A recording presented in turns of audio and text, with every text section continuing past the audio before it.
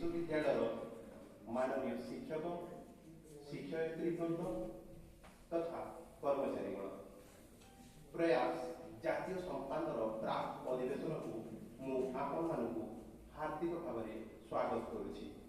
आपण माने जानिथिबे जे वर्तमान युग हेउछि ज्ञान विस्फोरणर युग।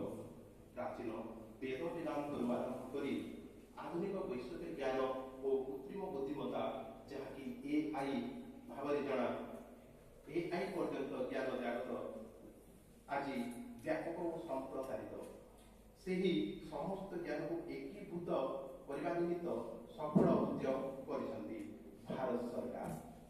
जातीय शिक्षा नीति 2020 मध्य भारतीय ज्ञान पद्धति आरंभ करी वैषयिक शिक्षा प्रणाली पर्यंत समस्त विषय एकीकृत एवं सुसंनिहित करा